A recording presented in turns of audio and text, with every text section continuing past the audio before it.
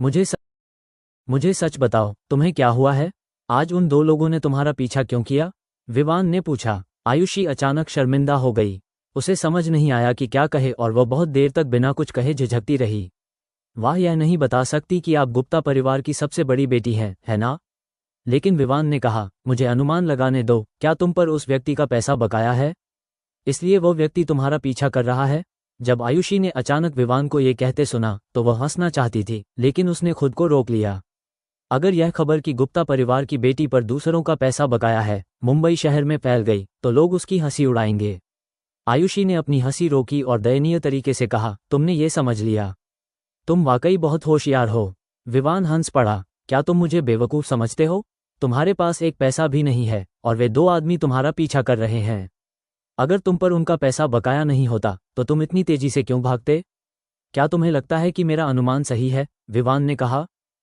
आयुषी ने कहा, हाँ हाँ हाँ सुंदर लड़के, तुम बहुत होशियार हो।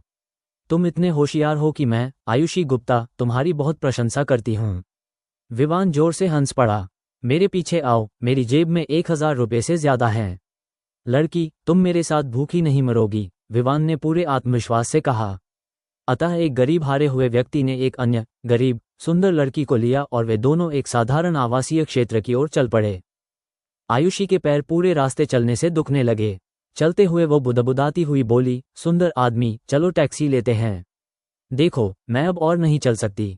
टैक्सी लेना बहुत महंगा है, बस कुछ समय तक इसे बर्दाश्त कर लो, विवान ने कहा। आयुषी अपनी पतली टांगों को वहां रगड़ रही थी, उदास महसूस कर रही थी और केवल चलती रह पा रही थी। जिस इलाके में वे आए थे उसे विवान ने खुद खोजा था। चूंकि इस इलाके की इमारतें बहुत पुरानी लगती थीं, इसलिए विवान ने सोचा कि यहाँ के घर सस्ते होने चाहिए। यह क्षेत्र एक साधारण आवासीय क्षेत्र है, जिसका अंदाजा यहाँ के घरों की स्थापत्य शैली और आसपास के वातावरण से लगाया जा सकता है। अन्य स्थानों से आए अधिकांश श्रमिक यहाँ रहते हैं। वहाँ कई लोग स्टॉल लगाकर फल और सब्जियां भी बेच रहे हैं। इस क्षेत्र को देखकर आयुषी ने भौहें सिकोड़ लीं। हम यहाँ रहने जा रहे हैं? तुम क्या सोचती हो? विवान ने उसकी ओर आंखें घुमाते हुए कहा। आयुषी उदास महसूस कर रही थी। उसकी जेब में एक पैसा भी नहीं था और वह केवल समझौता ही कर सकती थी। विवान काफी होशियार था। यहाँ आकर उसने समुदाय की दीवारों पर मकान किराए पर देने के छोटे छोटे विज्ञापन ढूंढने शुरू कर दिए। जल्द ही कागज का एक टुकड़ा मिला जिस पर लिखा था, किराए के लिए, साधारण ढंग से सजाया गया, 60 वर्ग मीटर का छोटा सा बेडरूम, सोफा, मेज और कुर्सियों के साथ, और एक टूटा हुआ एयर कंडीशनर, टेलीफोन नंबर 130। ये देखकर विवान अपना सिर घुमाकर आयुषी की ओर देखने से खुद को रोक नहीं सका और कहा, क्या आपके पास सेलफोन है? क्या तुम्हारे पास सेलफोन नहीं है? आयुषी ने पूछा। नहीं। जब आयुषी ने सुना कि विवान ने क्या कहा तो वह खुद को सोचने से रोक नहीं सकी। ऐसा लगता है कि मैं वास्तव में एक गरीब व्यक्ति से मिली हूँ। उन्होंने अनिच्छा से अपनी जेब से अपना आईफोन 17 निकाला, जो अभी तक इंडिया में लॉन्च नहीं हुआ था, और विवान को सौंप दिया।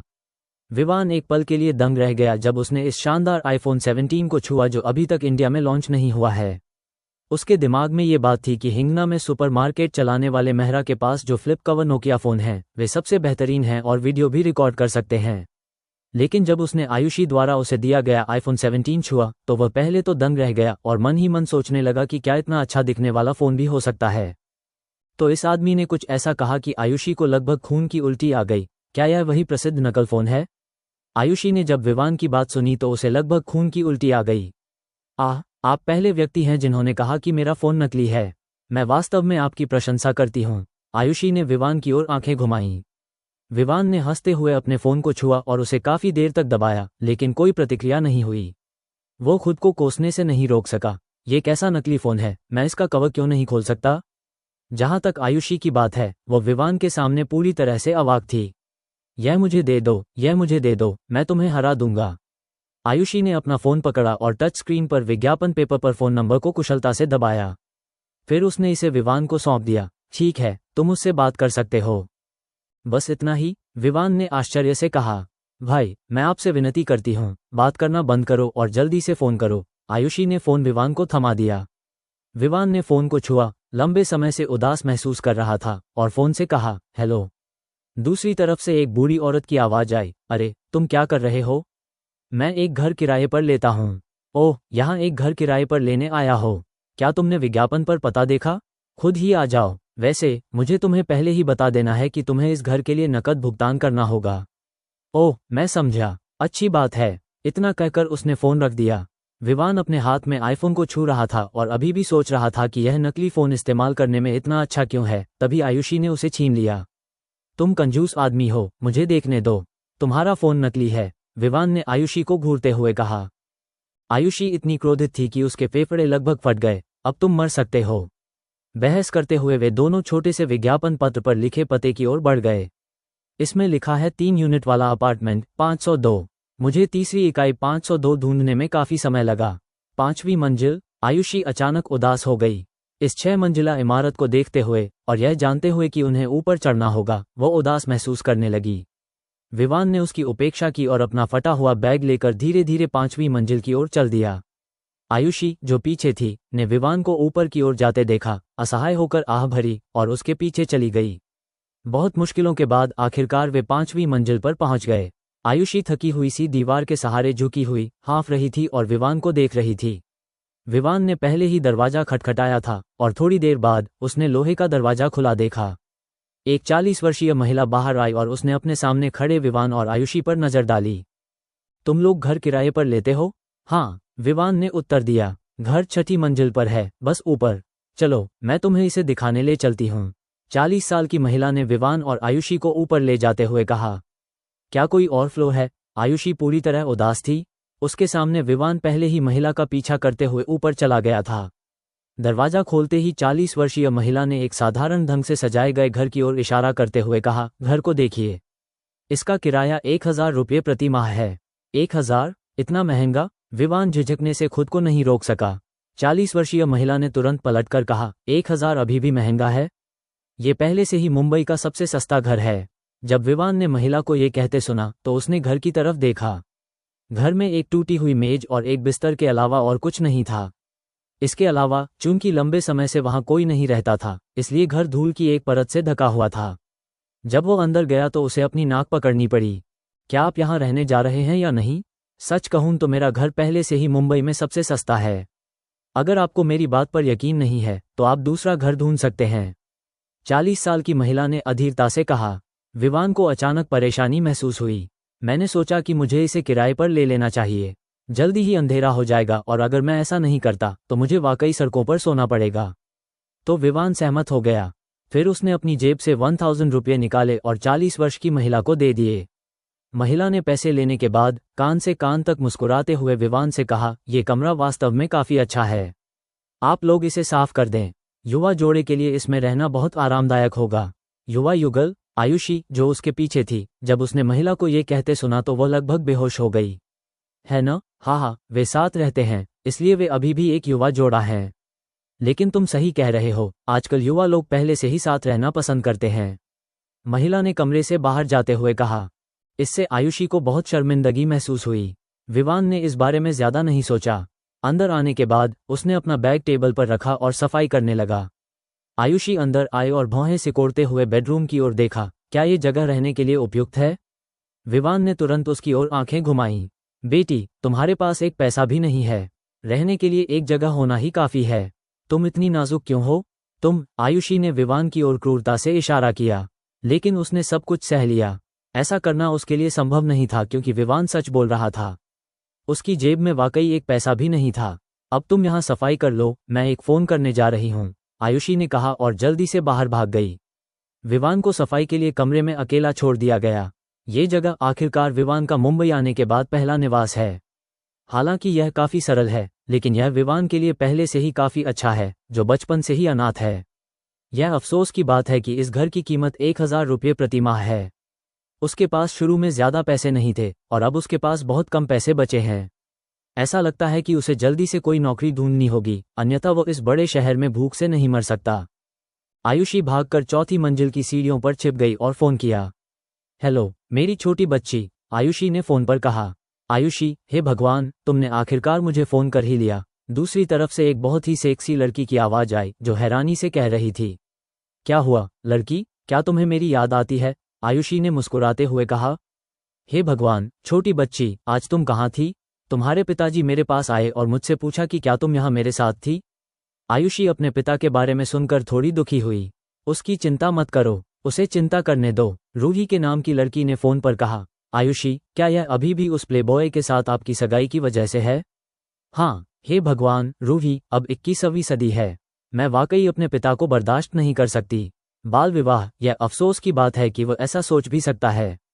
और वह आदमी एक प्लेबॉय है, ये भयानक है। अगर मैं इस जीवन में ऐसे आदमी से शादी करती हूँ तो मैं मर जाऊंगी, आयुषी ने गुस्से से कहा। मुझे भी लगता है कि अंकल गुप्ता ने इस मामले में अच्छा काम नहीं किया। वह आदमी वाकई अविश्वसनीय है, रूही ने कहा। तुम अभी कहाँ हो? रूही ने आयुषी से पूछा। आयुषी ने कहा, मैं अब एक मास्टर के साथ रहती हूँ। क्या मास्टर? रूही ने हैरान होकर पूछा। आयुषी ने मुस्कुराते हुए कहा, वह एक बहुत अच्छा योद्धा है और वह एक सुंदर लड़का भी है। आज आपको नहीं पता था कि मुझे मेरे पिता द्वारा भेजे गए 2 अनुयायियों द्वारा लगभग वापस खींच लिया गया था। सौभाग्य से उस विशेषज्ञ ने अन्याय देखा और मदद करने के लिए अपनी तलवार खींची और वह सुंदरता को बचाने के लिए एक नायक बन गया। वाह, एक हीरो एक खूबसूरत लड़की को बचा रहा है। क्या तुम उसे जानते हो? क्या तुम जानते हो कि वो आदमी क्या करता है? रूही ने चिंतित होकर पूछा। आयुषी दंग रह गई। ऐसा लगता है कि वह अभी अभी मुंबई पहुंचा है। क्या तुम उसके साथ रहने की हिम्मत कर रही हो जो अभी अभी मुंबई पहुंचा है? मैं वास्तव में तुम्हारी प्रशंसा करता हूं, आयुषी। क्या होगा अगर मैं तुम्हें लेने के लिए गाड़ी चलाकर आऊं और तुम मेरे घर आकर रुको? रूही ने चिंतित होकर कहा। आयुषी दंग रह गई। ऐसा लगता है कि वह अभी अभी मुंबई पहुंचा है। क्या तुम उसके साथ रहने की हिम्मत कर रही हो जो अभी अभी मुंबई पहुंचा है? मैं वास्तव में तुम्हारी प्रशंसा करता हूं, आयुषी। क्या होगा अगर मैं तुम्हें लेने के लिए गाड़ी चलाकर आऊं और तुम मेरे घर आकर रुको? रूही ने चिंतित होकर कहा। आयुषी ने कहा, नहीं, मेरी चिंता मत करो, मैं ठीक हो जाऊंगा। यह आदमी बहुत दिलचस्प है। मुझे नहीं लगता कि वो बुरा आदमी है। आयुषी, तुम एक लड़की हो और सुंदर भी। मैं कैसे सहज महसूस कर सकती हूँ कि तुम एक अजनबी आदमी के साथ रह रही हो? आज के समाज में बहुत से लोग अपनी शक्ल सूरत को लेकर इतने आश्वस्त नहीं हैं। अगर उस आदमी के इरादे बुरे हैं तो ये परेशानी का सबब बन जाएगा। इसके अलावा आप मुंबई शहर में गुप्ता परिवार के बेटी हो। नहीं, मुझे अपना पता बताओ और मैं तुम्हें लेने के लिए गाड़ी चलाऊंगा। आप मेरे साथ रह सकते हैं। रूही, मेरी चिंता मत करो। सच में, मैं लोगों के बारे में कभी गलत नहीं कहता। ये गवार निश्चित रूप से बुरा व्यक्ति नहीं है। ठीक है, मैं अब तुमसे बात नहीं करूंगी। इतना कहकर आयुषी ने फोन रख दिया। फोन के दूसरी ओर से रूही की आवाज सुनी जा सकती थी, लेकिन दुर्भाग्य से आयुषी ने पहले ही फोन काट दिया था और जानबूझकर फोन बंद कर दिया था। इस लड़की के साथ क्या हो रहा है? ये पता चलता है कि उसके सामने खड़ी आयुषी का वास्तविक नाम आयुषी गुप्ता है, जो मुंबई शहर में गुप्ता एंटरप्राइज की बेटी है। मुंबई शहर में ऐसे बहुत कम लोग होंगे जो गुप्ता के उद्यम के बारे में नहीं जानते होंगे, लेकिन आयुषी गुप्ता के पिता के बारे में क्या? ये गुप्ता के उद्यमों का नेता है। आयुषी गुप्ता आज अचानक घर से क्यों भाग गई? पता चला कि 20 साल पहले जब आयुषी गुप्ता के पिता सोहन गुप्ता का कारोबार अपने सबसे निचले स्तर पर था, तो उन्हें मुंबई में वम परिवार से मदद मिली, जिससे कारोबार फिर से चल निकला। अपनी भावनाओं को व्यक्त करने के लिए सोहन गुप्ता ने बचपन से ही वम परिवार के लिए शादी की व्यवस्था कर दी। अब पलक झपकते ही 20 साल बीत गए। आयुषी गुप्ता बड़ी हो गई है, लेकिन वम परिवार का सबसे बड़ा बेटा कहाँ है? लेकिन वह एक प्रसिद्ध प्लेबॉय है। क्योंकि वम परिवार भी बहुत अमीर है, इसलिए वम परिवार के लड़के ने मुंबई शहर में अनगिनत लड़कियों को धोखा दिया है। आयुषी गुप्ता को हाल ही में अपनी बचपन की शादी के बारे में पता चला था। जब उसे पता चला तो वह बहुत क्रोधित हुई, खासकर जब उसने सुना कि उसकी शादी वम परिवार के प्लेबॉय से हुई थी। वह कैसे राजी हो सकती है? इसलिए आयुषी गुप्ता गुस्से में घर से भाग गई और विवान से मिली।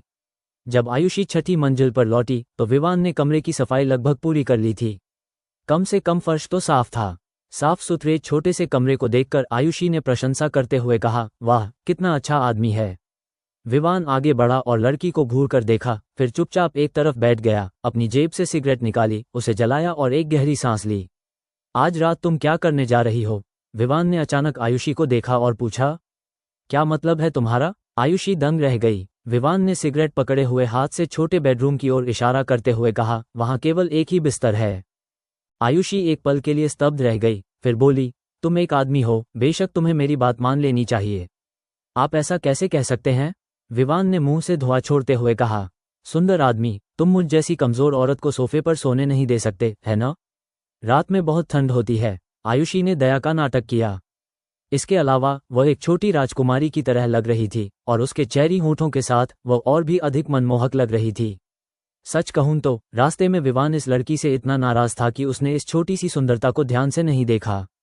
इस समय उसने पलकें झपकाईं और अपने सामने आयुषी को देखा। अचानक मुझे लगा ये बहुत सुंदर है। उसका चेहरा सुंदर अंडाकार है, नाक सीधी है और होंठ लाल चेरी जैसे हैं। उसका फिगर लंबा और पतला है, जो शायद लंबे समय तक योगाभ्यास के कारण है। उन दो लंबी और पतली टांगों के साथ वो वाकई आकर्षक दिखती है। विवान को लगा कि वो थोड़ा पागल लग रहा है। आयुषी के बारे में क्या? अचानक विवान की उग्र निगाहें अपने ऊपर टिकी देखकर वह खुद को थोड़ा डरे बिना नहीं रह सका और जल्दी से पीछे छिप गया। तुम क्या देख रहे हो? उसकी बात सुनने के बाद विवान जल्दी से पलटा और बोला, नहीं नहीं, मैं आज रात उस बिस्तर पर सोने जा रही हूं। आयुषी ने कहा। आप सोना चाहते हैं? हाँ, आयुषी ने सिर हिलाया। ठीक है, जब आप सोना चाहते हैं तो आगे बढ़ें। बिस्तर वैसे भी काफी बड़ा है, एक आदमी ने कामुक मुस्कान के साथ कहा। आयुषी को लगा कि उसने जो सुना उसमें कुछ गड़बड़ है, इसलिए उसने तुरंत पूछा, तुम्हारा क्या मतलब है? हे, हम दोनों के लिए इतने बड़े बिस्तर पर सोने में कोई समस्या नहीं होनी चाहिए, विवान ने बेशर्मी से कहा। दुष्ट, आयुषी अचानक चिल्लाई, तुम्हें अभी अभी इसके बारे में पता चला? विवान ने उसे धमकाया। आयुषी ने अपनी आंखें झपकाईं, विवान को संकोच से देखा और कहा, मुझे पता है कि तुम मेरे साथ मजाक कर रहे हो। कौन मजाक कर रहा है? अगर तुम्हें मेरी बात पर यकीन नहीं है तो एक बार कोशिश करके देखो। हम आज रात साथ सो सकते हैं। हमारे पास सिर्फ एक बिस्तर है। इसके अलावा तुम बहुत खूबसूरत हो। अगर वो आदमी तुम्हारी तरफ आकर्षित नहीं होता तो वो मूर्ख ही होगा। जब विवान ने ये कहा तो आयुषी डर गई। क्या आप गंभीर हैं? तो क्या यह अभी भी नकली है? आयुषी चौंक गई। क्या होगा अगर इस आदमी ने सचमुच रात में उसके जैसी लड़की के साथ कुछ बुरा किया हो? और तो और यह आदमी मास्टर था। उसका चेहरा अचानक बहुत बदसूरत हो गया। उसकी घबराई और भयभीत उपस्थिति को देखकर विवान को गुप्त रूप से उत्साह और खुशी महसूस हुई। ठीक है, मैं अब तुम्हारे साथ कोई परेशानी नहीं करूंगा। मैं, विवान, एक दयालु व्यक्ति हूं। बस आज रात बिस्तर पर सो जाओ, विवान दाव ने कहा। जब आयुषी ने विवान को ये कहते सुना कि वह बिस्तर पर सो सकती है तो वह इतनी खुश हुई कि वह विवान को गले लगाना चाहती थी और उसे एक बड़ा सा चुंबन देना चाहती थी। उसने उत्साह से कहा, धन्यवाद सुंदर आदमी। विवान भी काफी संतुष्ट था। हालांकि उसने मुंबई में अपने पहले दिन ही अपना सारा पैसा खर्च कर दिया था, लेकिन कम से कम उसे कोई तो मिला, और वह भी एक सुंदर लड़की, इसलिए वह काफी खुश था। बचे हुए समय में विवान ने कमरे में सोफे को व्यवस्थित किया, फिर धीरे धीरे अपने बैग में रखी चीजों को बाहर निकाला और फिर कुछ दैनिक आवश्यकताएं खरीदने के लिए नीचे छोटे शहर में चला गया। इस प्रकार मुंबई शहर में मेरा पहला घर अंततः तय हो गया। और आयुषी के बारे में क्या? वो कुछ भी नहीं करती थी। मुझे नहीं पता कि वो घर का काम नहीं कर पाती थी या फिर करना ही नहीं चाहती थी। वो छोटे से बेडरूम में अकेली रहती थी और अपने मोबाइल फोन से इंटरनेट पर चैटिंग करती रहती थी। अरे लड़की, तुम्हारा इस तरह से मेरा पीछा करना अच्छा विचार नहीं है।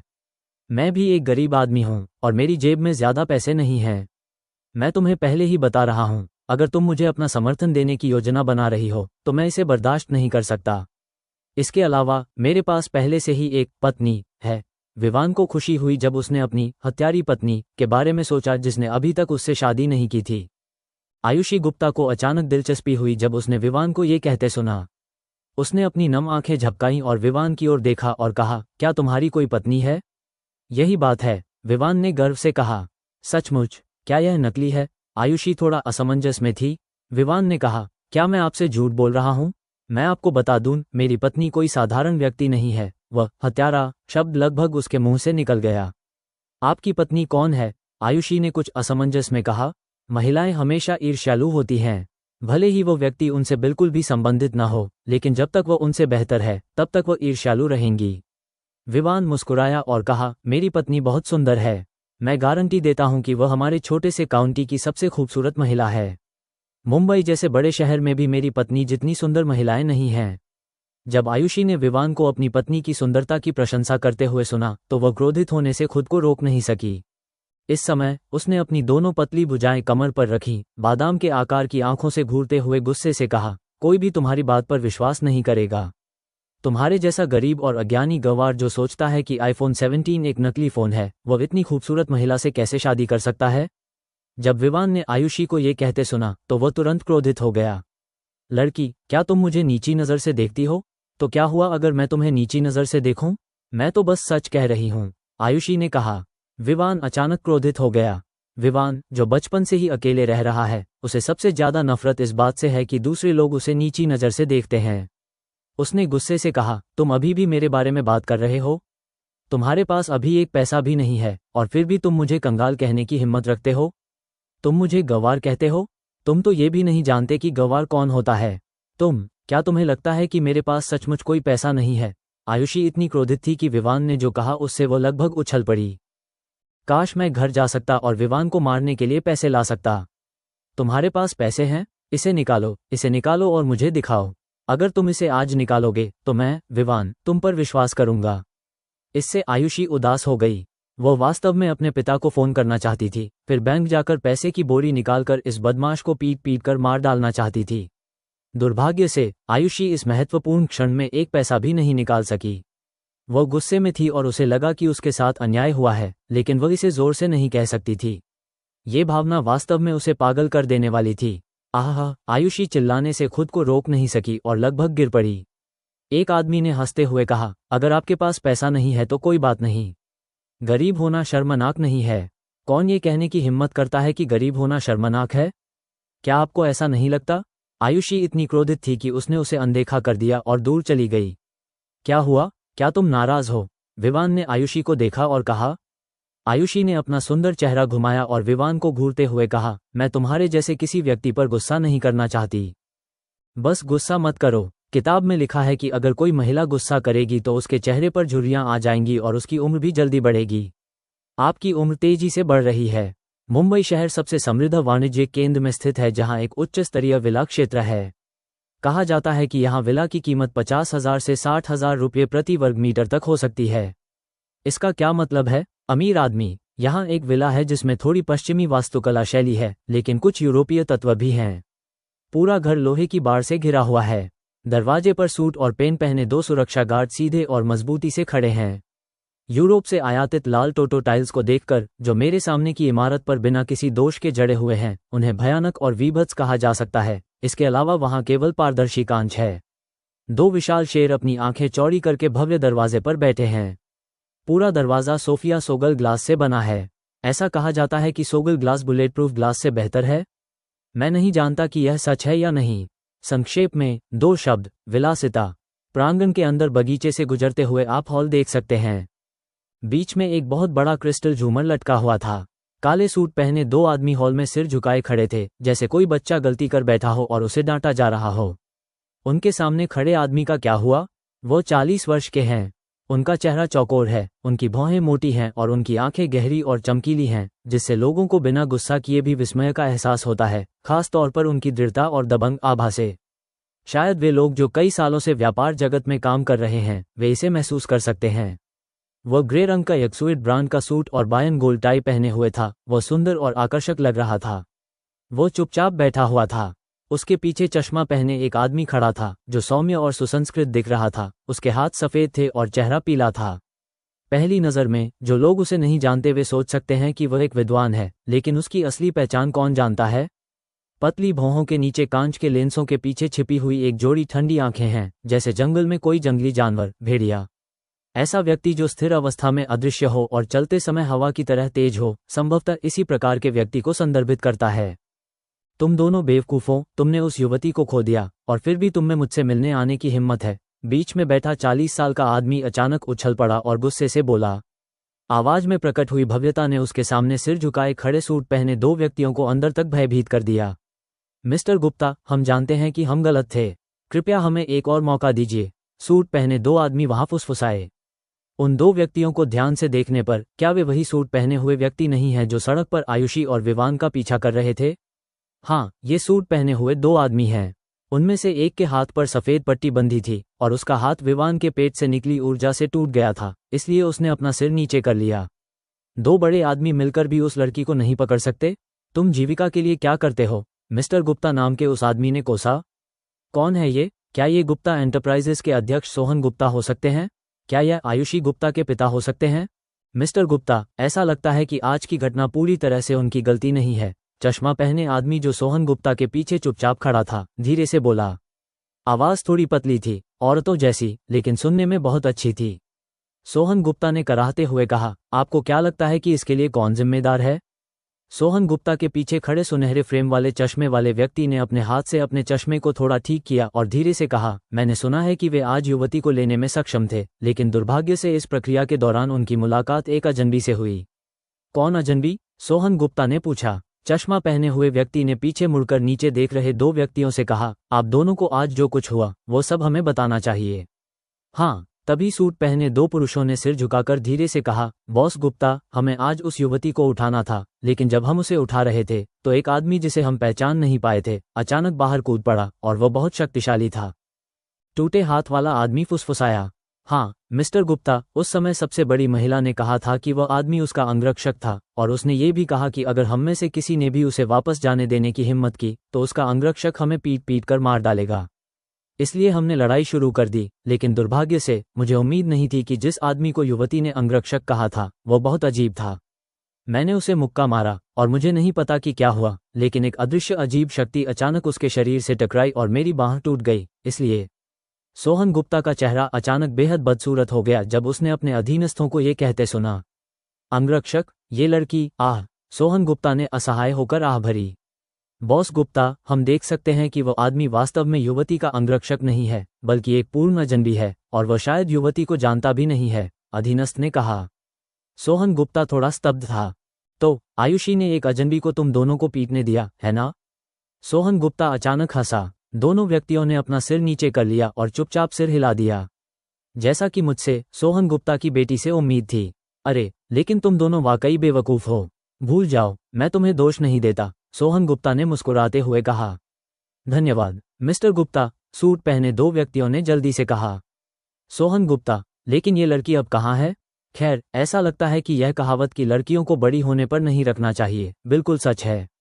इस लड़की को बाहर कोई नुकसान नहीं पहुंचाना चाहिए, सोहन गुप्ता ने चिंतित होकर कहा।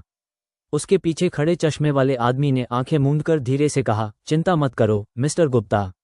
हालांकि सबसे बड़ी महिला कभी कभी बिगड़ैल बच्ची की तरह व्यवहार करना पसंद करती है, लेकिन उसकी बुद्धि से कोई उसका कुछ नहीं बिगाड़ सकता। ये सच है। अगर मेरी बेटी को बाहर चोट लग गई तो क्या होगा? लेकिन अनिकेत, तुम्हें मेरे लिए जितनी जल्दी हो सके आयुषी को ढूंढ लेना चाहिए। हालांकि यह लड़की पूरे दिन मेरे सामने खेलना पसंद करती है, लेकिन अगर मैं उसे एक दिन भी नहीं देख पाता हूं तो मुझे उसकी बहुत याद आती है। चश्मा पहने हुए व्यक्ति, जिसका नाम अनिकेत था, ने थोड़ा मुस्कुराते हुए कहा, चिंता मत करो मिस्टर गुप्ता, मैं तुरंत ही उस युवती की तलाश के लिए किसी की व्यवस्था करूंगा। कल मैं निश्चित रूप से युवती को वापस लाऊंगा। उनकी आवाज में एक अनोखी शक्ति थी, मानो वे जो कहते थे वह कभी सच ही होता था। ये चश्मा वाला आदमी कौन है? यदि मुंबई में अनिकेत का उल्लेख किया जाता है तो कोई भी उसे नहीं पहचान पाएगा, लेकिन यदि वैकॉलिक की उपाधि का उल्लेख किया जाता है तो निश्चित रूप से कुछ लोग होंगे जो उसे नहीं जानते होंगे। उसके सामने जो आदमी चश्मा पहने हुए था और सौम्य दिख रहा था, वह गुप्ता एंटरप्राइजेस का अध्यक्ष और सोहन गुप्ता के आसपास का सबसे शक्तिशाली व्यक्ति था, अनिकेत। विवान और आयुषी बिल्कुल असंगत हैं। कोई रास्ता नहीं है। एक गरीब आदमी है जिसके माता पिता नहीं हैं और उसे बचपन से ही अपने लिए सब कुछ खुद ही संभालना पड़ता है, जबकि दूसरी एक अमीर लड़की है जिसे बचपन से ही कभी खाने पीने और कपड़ों की चिंता नहीं करनी पड़ी और वह पैसे से पूरी तरह मुक्त है। यह अजीब होगा अगर ये दोनों लोग एक ही छत के नीचे झगड़ा न करें। चाहे आप कितना भी झगड़ा करें, भूख लगने पर आपको खाना ही पड़ेगा। मूल रूप से आयुषी कभी भी सड़क के विक्रेताओं या छोटे रेस्तरां से खाना नहीं खाती थी, लेकिन आज सुबह चिड़िया के घोंसले का दलिया खाने के बाद वह वास्तव में भूखी थी। इसके अलावा सबसे बुरी बात यह थी कि आयुषी के पास कोई पैसा नहीं था। ये जीवन के लिए खतरा बन चुकी स्थिति थी और उसके पास किसी के पीछे पीछे नीचे स्थित एक छोटे से रेस्तरां में जाकर एक कटोरा रेमन खाने के अलावा कोई विकल्प नहीं था। 5 रुपये न्यूडल्स। आयुषी ने कभी नहीं सोचा था कि वो इस तरह का भोजन खाएगी, लेकिन जब उसने इसे खाया तो उसे एहसास हुआ कि इस समय 5 रुपये नूडल्स का स्वाद लॉबस्टर और एबालोन से कहीं बेहतर था। उन दोनों ने कुल मिलाकर 2 कटोरे खाए और रेस्तरां मालिक को 10 रुपये का भुगतान किया। आयुषी को थोड़ी भूख लगी थी। आखिरकार उसने पूरे दिन कुछ नहीं खाया था। वो छोटा कटोरा उसके पेट को भरने के लिए पर्याप्त नहीं था। उसे उस आदमी ने अस्वीकार कर दिया। अस्वीकृति का कारण, लड़की, तुम्हारी भूख बहुत बड़ी है ना? अपना पैसा बचाओ, मेरे पास पैसे खत्म हो गए हैं। इसलिए महिला ने गुस्से में विवान को चुटकी काटी और अनिच्छा से उसके पीछे ऊपर चली गई। मुंबई में रात हमेशा बहुत जल्दी हो जाती है, इसलिए जब आयुषी और विवान ने अपना भोजन समाप्त किया तो रात हो चुकी थी। आयुषी सबसे पहले उस छोटे से कमरे में गई और मुस्कुराते हुए बोली, ये कमरा मेरा है। रात में तुम्हें अंदर आने की अनुमति नहीं है। विवान ने लड़की की ओर आंखें घुमाते हुए कहा, मैं एक सभ्य आदमी हूं और मेरी एक पत्नी भी है। पफिट, कौन जानता है। विवान ने उसकी बात अनसुनी कर दी और धीरे धीरे सोफा ठीक किया। 2 सोफे एक साथ रखने के बाद वो उस पर लेट गया। लेकिन फेफी का क्या हुआ? उसे बस ये डर था कि विवान एक विकृत व्यक्ति है, इसलिए उसने दरवाजा बंद कर दिया और उसे अंदर से बंद कर दिया। विवान को कोई आपत्ति नहीं थी, क्योंकि वह उस लड़की के बारे में सोचने के मूड में नहीं था। इसके बजाय वह सोफे पर लेट गया और अपनी समस्याओं के बारे में सोचने लगा। आज आखिर क्या हुआ? क्या उस आदमी का हाथ सच में उस झटके से टूट गया जो उसने खुद को दिया था? विवान ने मन ही मन सोचा, क्या ये वास्तव में इसलिए हुआ क्योंकि मैंने गलती से अपने डांटियन में एकत्रित ऊर्जा को छोड़ दिया था? जब उसने ये सोचा तो उसने फिर से अपनी ताकत जुटाई, लेकिन उसके पेट में ऊर्जा अचानक गायब हो गई, जैसे कि आज जारी होने के बाद ऊर्जा गायब हो गई थी। इससे विवान उदास हो गया। क्या ऐसा हो सकता है कि ऊर्जा केवल एक बार आई हो? क्या ऐसा हो सकता है कि ऊर्जा मेरे शरीर में केवल कुछ समय के लिए ही मौजूद रहती है? वह कैसे जान सकता था कि उसने अभी अभी स्वर्गीय कीमिया पुस्तक पढ़ी है और उसके एक्यूपंक्चर बिंदुओं पर टैडपोल ने केवल उसके शरीर में क्षमता के लिए एक स्विच खोला है, जिसके कारण उसने प्रतिद्वंद्वी का हाथ तोड़ दिया। हालांकि क्योंकि विवान को स्वर्गीय कीमिया पुस्तक की शक्ति पूरी तरह से समझ में नहीं आई थी, इसलिए वो अभी तक उस ऊर्जा का उपयोग नहीं कर सका। इस समय उसने जल्दी से अपने फटे हुए बैग से टूटी हुई किताब निकाली, उसे खोला और ध्यान से देखने लगा। टूटी हुई किताब को फिर से देखने के बाद विवान को पहले जैसा ही महसूस हुआ और टैडपोल उसके दिमाग में तेजी से तैरने लगे। वे धीरे धीरे उसके शरीर में प्रवेश कर गए और उसके एक्यूपंक्चर बिंदुओं पर कूदने लगे। जैसे ही टैडपोल उसके शरीर पर एक्यूपंक्चर बिंदुओं पर कूदे, उसके पेट में धीरे धीरे गर्माहट का एहसास फिर से होने लगा और धीरे धीरे विवान को फिर से ऊर्जा का जमावड़ा महसूस हुआ। विवान इस समय उत्साहित था। क्या ये टूटी हुई किताब किसी प्रकार की दुर्लभ किताब हो सकती है? विवान ने अपने दिल में सोचा। जितना अधिक वह पढ़ता गया, उतनी ही अधिक उसकी रुचि बढ़ती गई और इससे पहले कि वह जान पाता, वह टैडपोल बुक में पूरी तरह से डूब गया। और आयुषी के बारे में क्या? एक व्यक्ति शयन कक्ष में लेटा हुआ अपने मोबाइल फोन से खेल रहा था। आयुषी, जो पहली बार ऐसे साधारण कमरे में रह रही थी, उसे इसमें सोने की आदत नहीं थी, विशेष रूप से बिस्तर की कठोरता जिससे उसकी कमर में असुविधा होती थी। आयुषी ने अपना कोट उतार दिया, जिससे उसके सफेद कंधे दिखने लगे। उसका आकर्षक शरीर रजाई में लिपटा हुआ था और उसकी 2 लंबी टांगें रजाई के बाहर दिख रही थीं। वह लेटी हुई थी, अपने पैरों को हिला रही थी और अपने मोबाइल फोन से खेल रही थी। थोड़ी देर खेलने के बाद मेरी बाहों में दर्द होने लगा, इसलिए मैं बिस्तर पर लेट गया और चुपचाप सोचने लगा, मुझे क्या करना चाहिए? मेरे पिता बहुत जिद्दी हैं, बाल विवाह करना बहुत हास्यास्पद है। इसके अलावा दूसरी पार्टी एक प्लेबॉय है जो वास्तव में भयानक है। मैं, आयुषी गुप्ता, ऐसी चीज के साथ रहने के बजाय मरना पसंद करूंगी। आयुषी अपने दिल में सोच रही थी, लेकिन मेरे पिताजी बहुत जिद्दी हैं, मुझे क्या करना चाहिए? आप सचमुच नहीं मर सकते। समझ गया। अचानक आयुषी के दिमाग में एक बुरा विचार आया। क्या कमरे में कोई मास्टर नहीं है? इसके अलावा वो अभी अभी मुंबई आया है और अभी भी कंजूस है। अगर मैं उसे कुछ पैसे दूं और उसे अपना बॉयफ्रेंड बनने का नाटक करने दूं और फिर अपने पिता को बताऊं, भले ही हम बचपन से ही सगाई कर चुके हों, तो क्या हुआ? वैसे भी मैं अपने पिता को बताऊंगी कि मैं उनसे प्यार करती हूं, तो बात बन गई। अगर मेरे पिता फिर भी सहमत नहीं होते तो मैं उन्हें उस प्लेबॉय के पास ले जाऊंगी और उनसे व्यक्तिगत रूप से कहूंगी कि मेरा एक बॉयफ्रेंड है। मैं उन्हें बहुत गुस्सा दिलाऊंगी और देखूंगी कि वह क्या कर सकता है। आयुषी इतनी उत्साहित थी जब उसके दिमाग में अचानक यह अजीब विचार आया कि वह खुद की तारीफ करने से खुद को रोक नहीं सकी। आयुषी गुप्ता, तुम बहुत होशियार हो। मन में ऐसा बुरा विचार रखने वाली लड़की खुशी खुशी बिस्तर पर चली गई। और बाहर वाले का क्या? लेकिन उसे यह नहीं मालूम था कि उसके साथ बहुत बुरी घटना घटने वाली है। रात जल्दी बीत गई। विवान ने उस टूटी हुई किताब को लगभग 11 बजे तक पढ़ा, फिर उसने अनिच्छा से उसे नीचे रख दिया और सोने चला गया। उस रात उसके मन में बहुत सारे विचार आए और कई अजीब दृश्य सामने आए। सबसे पहले टैडपोल उसके पूरे शरीर पर तैर रहे थे और वह महसूस कर सकता था कि उसके पेट में ताकत धीरे धीरे बढ़ रही है। लेकिन विवान को जिस बात ने उदास कर दिया वह ये था कि यद्यपि पेट के संचय में ताकत जमा हो गई थी, लेकिन उसके बारे में क्या? लेकिन मैं नहीं जानता कि इसका उपयोग कैसे करना है। ठीक वैसे ही जैसे एक व्यक्ति के पास बहुत ताकत है लेकिन वह नहीं जानता कि अपने शरीर की ताकत का उपयोग कैसे करना है। वो सोचते सोचते सो गया। सपने में उसने अपनी हत्यारी पत्नी सीटू निंगबिंग को देखा। उसने उसे एक अंधेरी सड़क पर अकेले चलते देखा।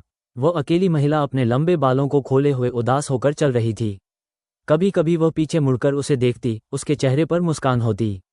फिर सपना नाटकीय रूप से बदलने लगा और यह सीटू निंगबिंग में बदल गया, जिसका लोगों के एक समूह द्वारा पीछा किया जा रहा था, जिससे अंत में वह खून से लथपथ हो गई। विवान चीख के साथ नींद से जाग उठा। उसने अपनी मुट्ठियां कसकर भींच लीं और सोफे से उठकर बैठ गया। विवान ने राहत की सांस ली जब उसने पाया कि उसके कपड़े ठंडे पसीने से भीगे हुए थे। यह एक सपना निकला। बाहर हल्के हल्के चमकते आसमान को देखते हुए विवान को अब नींद नहीं आए। वह धीरे धीरे सोफे से उठा, खिंचा और फिर कमरे के पर्दे खोलने लगा। वह खिड़की पर अकेला खड़ा था और स्टील की सलाखों और सीमेंट से बने इस स्टील के शहर को देख रहा था। दरवाज़ा चरमराकर खुला। एक सुंदर आकृति ने अपनी आंखें रगड़ी और कमरे का छोटा सा दरवाजा खोला। आयुषी गुप्ता। आयुषी गुप्ता ने छोटी स्कर्ट पहनी हुई थी और उसके बाल झरने जैसे थे। उसकी लंबी सफ़ेद टांगें कमरे से बाहर निकलीं। उसने पलक झपकते ही विवान को खिड़की पर खड़ा देखा। तुम इतनी जल्दी उठ गए? आयुषी ने सोचा कि यह आदमी सचमुच एक जंगली आदमी है। विवान ने धीरे से अपना सिर घुमाया और आयुषी को देखा। आयुषी को इस कोण से देखने पर वह उसके पतले शरीर को अच्छी तरह से देख सकता था। उन दो लंबी और पतली टांगों को एक साथ कसकर देखते हुए विवान गहरी सांस लेने से खुद को रोक नहीं सका। क्या मैं सचमुच इतनी खूबसूरत औरत के साथ एक ही कमरे में रहूंगा? विवान को सचमुच इस पर विश्वास नहीं हुआ। अरे, तुम्हें क्या हुआ है? आयुषी ने आश्चर्य से विवान को देखा और पूछा। विवान ने तुरंत अजीब तरह से मुस्कुराते हुए कहा, ये ठीक है, ये ठीक है। मुझे तुमसे बाद में कुछ कहना है। 1 मिनट रुको। इतना कहकर आयुषी बाथरूम में चली गई। विवान को इसकी ज्यादा परवाह नहीं थी। उसने सहजता से कहा और फिर खिड़की खोल दी। बाहर से सूरज की रोशनी की एक किरण अंदर आई और पूरा कमरा एक पल में बहुत ज्यादा रोशन हो गया। अभी तो 6-7 बज चुके हैं। विवान सोफे पर बैठा हुआ मन ही मन सोच रहा था कि उसे नाश्ता करके नौकरी की तलाश में निकलना होगा। उसकी जेब में अभी भी 300 रुपये से ज्यादा पैसे थे।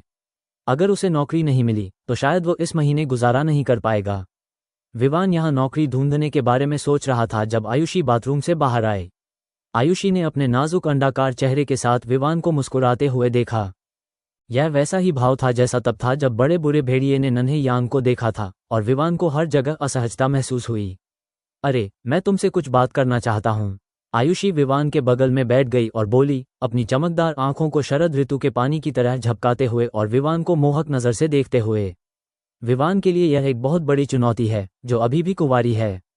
आयुषी, जो उसके बगल में बैठी थी, से आ रही लड़की के शरीर की खुशबू को सूंघते हुए वो अवचेतन रूप से उसके बगल में बैठ गया।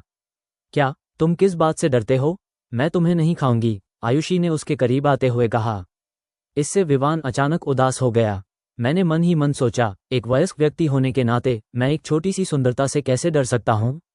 तो आप किस विषय पर बात करना चाहते थे? लेकिन मैं तुम्हें पहले ही बता दूं, अगर तुम मुझसे पैसे उधार लेना चाहते हो तो भूल जाओ। मेरे पास कोई पैसा नहीं है और मुझे आज ही नौकरी ढूंढनी है, विवान ने ऊपर जाते ही कहा। यह आदमी पुनर्तः कंजूस है, इसमें कोई संदेह नहीं है। जब आयुषी ने सुना कि विवान ने क्या कहा तो उसने विवान को गुस्से से देखा। तुम कंजूस आदमी हो, तुम गवार हो, मैं तुमसे पैसे उधार मांग रही हूँ? क्या तुम पागल हो? फेफी ने गुस्से से कहा। विवान ने हंसते हुए कहा, ठीक है, जब तक आप मुझसे पैसे उधार नहीं मांगते मुझे बताओ क्या बात है। आयुषी ने विवान के साथ बहस नहीं की और धीरे से कहा, क्या आप मेरा एक एहसान कर सकते हैं? यदि आप मेरी मदद करते हैं तो मैं आपके साथ कभी भी अनुचित व्यवहार नहीं करूंगी और मैं आपको बहुत सारा पैसा दूंगी। सच में? विवान ने मुस्कुराते हुए कहा। आयुषी ने गंभीरता से कहा, बेशक ये सच है। चलो, तुम्हारे पास अब एक पैसा भी नहीं है और तुम मुझे पैसे देना चाहते हो? क्या तुम मुझे बेवकूफ़ समझते हो? विवान ने हंसते हुए कहा। जब आयुषी ने सुना कि यह आदमी उसके साथ एक गरीब व्यक्ति की तरह व्यवहार करता है तो वह तुरंत क्रोधित हो गई। तुम देहाती, क्या तुम सच में नहीं जानते या तुम नहीं जानने का नाटक कर रहे हो? पैसे में मेरी कोई दिलचस्पी नहीं है। मैं तुम्हें बता दूं, मैं मिस ली तुम्हें अपनी पहचान बताने में बहुत आलसी हूँ। अगर मैं तुम्हें बताऊंगी तो मुझे डर है कि तुम डर के मारे मर जाओगी, आयुषी ने गुस्से में कहा, उसकी कमर पकड़ते हुए। जब विवान ने यह सुना तो उसने आयुषी को घूरते हुए कहा, सच? तो मुझे बताओ कि तुम कौन हो और देखो कि क्या तुम मुझे सच में डरा सकती हो। क्या तुम एक शाही कुलीन हो या किसी बड़ी कंपनी की बेटी हो? विवान के बोलते ही आयुषी गुप्ता इतनी गुस्से में थी कि उसके फेफड़े फटने वाले थे। उसने कभी उम्मीद नहीं की थी कि कोई उसे झूठा समझेगा, और एक झूठा जो एक अमीर व्यक्ति होने का दिखावा करता है। 20 साल तक जीने वाली आयुषी गुप्ता के बारे में कहा जा सकता है कि उसके पास पैसे के अलावा सब कुछ नहीं था। अब उसे एक अमीर व्यक्ति होने का दिखावा करने वाली झूठी महिला माना जाता है। गुप्ता ग्रुप की बेटी इसे कैसे सहन कर सकती है? तुम तो बस एक सुअर हो। आयुषी विवान को डांटने के लिए इससे अधिक उपयुक्त शब्द नहीं सोच सकी। विवान ने अपना हाथ थोड़ा हिलाया और कहा, भूल जाओ। मैं तुमसे बहस नहीं करूंगा। मुझे बताओ कि क्या चल रहा है। मुझे बाद में बाहर जाकर नौकरी ढूंढनी है। आयुषी उसके साथ बहस करने के लिए बहुत आलसी थी और उसने सोचा कि जब तक वह उसके प्रस्ताव से सहमत है तब तक सब ठीक रहेगा। कुछ देर सोचने के बाद उसने विवान की ओर देखा और कहा, मैं चाहता हूं कि तुम मुझ पर एक एहसान करो। क्या बात? तुम कुछ दिनों के लिए मेरे बॉयफ्रेंड होने का नाटक कर रहे हो, बस कुछ दिनों के लिए, आयुषी ने शर्मीले चेहरे के साथ कहा। हालांकि आयुषी हमेशा से थोड़ी जंगली रही है, वह आखिरकार एक लड़की है, इसलिए जब उसने ये शब्द कहे तो उसका चेहरा थोड़ा लाल हो गया और उसकी आवाज़ बहुत कम हो गई। विवान एक पल के लिए स्तब्ध रह गया। क्या? मैंने स्पष्ट नहीं सुना, किसी ने जानबूझकर कहा। आयुषी शर्मा गई और अपनी गुलाबी मुट्ठियों को कसकर बंद करते हुए बोली, मैं कहती हूँ, क्या तुम कुछ दिनों के लिए मेरे प्रेमी होने का नाटक कर सकते हो? अब विवान ने इसे स्पष्ट रूप से सुना। नाटक करना? तुम्हारा बॉयफ्रेंड बनना? लड़की, क्या तुम ठीक हो? विवान दाव ने कहा। तुम ही बीमार हो। आयुषी ने विवान को गुस्से से देखा। तो फिर तुमने मुझे अपना बॉयफ्रेंड बनने के लिए क्यों कहा? क्या तुम्हें प्यार की कमी है? विवान ने हंसते हुए कहा। आयुषी के पास इस आदमी को कुछ भी समझाने का कोई तरीका नहीं था। वो इतनी गुस्से में थी कि वो लगभग पागल हो रही थी। मिस्टर विवान, आप सहमत हैं या नहीं? आयुषी ने शर्म से लाल होते हुए कहा। उसे अचानक लगा कि उसके 20 साल के जीवन में आज का दिन सबसे शर्मनाक दिन था। विवान ने हंसते हुए कहा, वास्तव में आप जैसी सुंदरी का प्रेमी होने का नाटक करना बुरा नहीं है, लेकिन मुझे डर है कि आप मेरे साथ चालें चलेंगे। जब आयुषी ने ये सुना तो उसे अचानक उम्मीद महसूस हुई। नहीं, मैं तुम्हारे साथ कैसे छल कर सकती हूँ? सुंदर आदमी, तुम मेरे उद्धारकर्ता हो। जाओ, इसे बंद करो। बताओ, मैं तुम्हारा बॉयफ्रेंड होने का नाटक क्यों करूं? क्या तुम दूसरों के कर्जदार हो और डरते हो कि वे तुमसे पैसे मांगेंगे, इसलिए तुम चाहते हो कि मैं बलि का बकरा बनूं और तुम्हारे लिए दोष ले लूं? विवान ने अनुमान लगाया। देहाती, क्या तुम कुछ और नहीं कह सकते? आयुषी गुप्ता को कब पैसों की कमी हुई है? तो फिर तुम क्यों चाहती हो कि मैं तुम्हारा बॉयफ्रेंड बनने का नाटक करूं? विवान ने पूछा। आयुषी ने बहुत देर तक सोचा और फिर कहा, वैसे भी मुझे आपसे कुछ पूछना है। क्या आप मेरी मदद करना चाहते हैं या नहीं? अगर आप मेरी मदद करेंगे तो मैं निश्चित रूप से आपके लिए एक कंजूस को बड़ी रकम ढूंढ कर दूंगा। मैं, आयुषी गुप्ता, हमेशा अपना वचन निभाती हूं और आपसे झूठ नहीं बोलने का वादा करती हूं। तुम्हारे पास पैसा है? कोई भी तुम पर विश्वास नहीं करेगा, विवान ने कहा। तो फिर तुम मेरी मदद नहीं करोगे? आयुषी उछलकर चिल्लाई। विवान ने इस बारे में सोचा, आयुषी को देखा और एक पुराने गैंगस्टर की तरह उसका आंकलन किया। उसने मुस्कुराते हुए कहा, क्या हम दिखावा करना बंद कर सकते हैं और सिर्फ तुम्हारे बॉयफ्रेंड बन सकते हैं? भाड़ में जाओ, केवल एक मूर्ख ही तुम्हारे जैसे कंजूस के झांसे में आएगा, आयुषी ने चेहरे पर शर्म के भाव के साथ कहा। उसका अंडाकार चेहरा, जो पहले से ही अत्यंत नाजुक था, अचानक लाल हो गया, जिससे वह और भी अधिक गुलाबी और प्यारी लगने लगी। विवान को नहीं लगा कि थोड़ी देर हो गई है। वो बुदबुदाया, ये लड़की इतनी सुंदर है कि इसकी तुलना मेरी होने वाली पत्नी से की जा सकती है। ठीक है, चूंकि मैं, विवान, एक वयस्क व्यक्ति हूं, इसलिए मैं इस बार आपकी मुफ्त में मदद करूंगा, लेकिन मुझे पहले से कुछ कहना है। हम अच्छे युवा पुरुष हैं और हम सिर्फ प्रेमी होने का नाटक कर रहे हैं। चुंबन और हाथ पकड़ना ठीक है, लेकिन मैं कुछ भी वास्तविक नहीं करूंगा, विवान ने कहा। भाड़ में जाओ, आयुषी ने जोर से गाली दी। उसके सुंदर गाल एक बड़े फूजी सेब की तरह लाल थे। उसे देखकर लोगों में वास्तव में एक बड़ा टुकड़ा खाने की इच्छा पैदा हो गई। जब तक तुम अच्छा करोगे, मैं भविष्य में कभी भी तुम्हारे साथ अनुचित व्यवहार नहीं करूंगी, आयुषी ने मुस्कुराते हुए कहा। चलो, मैं बस तुम्हारी मदद करना चाहता हूं और बेहतर होगा कि तुम जितना हो सके मुझसे दूर रहो। ये कहने के बाद विवान दरवाजे की ओर चला गया। आप कहाँ जा रहे हैं? आयुषी ने पीछे से पूछा। नाश्ता करें, मैं जा रहा हूँ, आयुषी तेजी से पीछे पीछे आई। मुंबई की सड़कों पर दो काली कारें तेजी से चल रही थीं। आगे वाली कार काले रंग की बेंज है और पीछे वाली कार पासऑट है। काली मर्सिडीज बेंज कार में बैठा आदमी सूट पहने हुए था। करीब से देखने पर पता चला कि क्या यह वही आदमी नहीं था जो कल आयुषी को वापस भेजना चाहता था। कल जिस व्यक्ति की हड्डी टूट गई थी वो इस बार नहीं आया, लेकिन कार के पीछे चश्मा पहने एक शिष्ट व्यक्ति बैठा था। वैकॉलिक अनिकेत। हाँ, वो वही है। इस सख्त आदमी ने कल गुप्ता एंटरप्राइजेस के अध्यक्ष के सामने एक सैन्य आदेश पर हस्ताक्षर किए। इस समय अनिकेत ने सोने के फ्रेम वाला चश्मा पहना हुआ था और अपने दो सफेद हाथों को अपने पैरों पर मजबूती से रखे हुए चुपचाप खिड़की से बाहर देख रहा था। भाई अनिकेत, सबसे बड़ी महिला और वह लड़का कल यहाँ से गायब हो गए। सूट पहने आदमी जो गाड़ी चला रहा था ने आगे सड़क की ओर इशारा करते हुए कहा। अनिकेत, जिसे भाई अनिकेत कहा जाता था, ने उदासीनता से उस पर नजर डाली, फिर अपने ग्रे सूट से एक मोबाइल फोन निकाला और कॉल किया। जल्द ही दूसरे पक्ष ने भी कॉल उठा ली। अरे भाई अनिकेत, खोज कैसी चल रही है? अनिकेत ने धीरे से पूछा। फोन के दूसरी ओर से एक कर्कश आवाज आई और अत्यंत सम्मानजनक लहजे में कहा गया, भाई अनिकेत, हमने मुंबई शहर के सभी होटलों की जांच कर ली है और मिस गुप्ता के लिए कोई पंजीकरण नहीं है। ओह सच में? अनिकेत ने थोड़ा सा मुंह बनाते हुए कहा। हाँ भाई अनिकेत, हम भी सोच रहे हैं कि क्या मिस गुप्ता इन होटलों में नहीं रह रही हैं? दूसरे पक्ष ने पूछा। क्या तुम्हें यकीन है कि तुमने सब कुछ जांच लिया है? आवाज सपाट लेकिन शक्तिशाली थी। जब दूसरे पक्ष ने अनिकेत को ये कहते सुना तो उसे अचानक एक अप्राकृतिक दबाव महसूस हुआ और उसने जल्दी से कहा, भाई अनिकेत, हम एक हाथ से गारंटी देते हैं कि हमने सब कुछ जांच लिया है। तुम्हें सब कुछ जांच लेना चाहिए। ये कहने के बाद अनिकेत ने फोन रख दिया। भाई अनिकेत, क्या हुआ? आगे गाड़ी चला रहे सूट पहने आदमी ने पूछा। अनिकेत ने कुछ नहीं कहा, लेकिन काफी देर तक कार से बाहर देखने के बाद उसने कहा, कल जो लड़का उस युवती के साथ था, उसने कैसे कपड़े पहने थे? अनिकेत के ये पूछने के बाद सामने कार चला रहा सूट पहने आदमी थोड़ा स्तब्ध रह गया, फिर उसने ध्यान से याद किया और जल्दी से कहा, आपने क्या पहना है? बहुत देहात से आए आदमी की तरह, और वह एक फटा हुआ बैग ले जा रहा है। ये सुनने के बाद अनिकेत ने कहा, पीछे मुड़ो और एक सामान्य आवासीय क्षेत्र में जाओ, अधिमानतः एक ऐसी जगह जहां अधिक किराए के घर हों। सामने कार चला रहा सूट पहने आदमी थोड़ा स्तब्ध रह गया, उसे लगा कि उसने गलत सुना है। अनिकेत ने कुछ और नहीं कहा, बस चुपचाप अपने बारे में सोचता रहा। सबसे बड़ी महिला अब किसी आलीशान होटल या गेस्ट हाउस में नहीं रह रही है, नहीं वो अपनी सहपाठियों या दोस्तों के साथ रह रही है।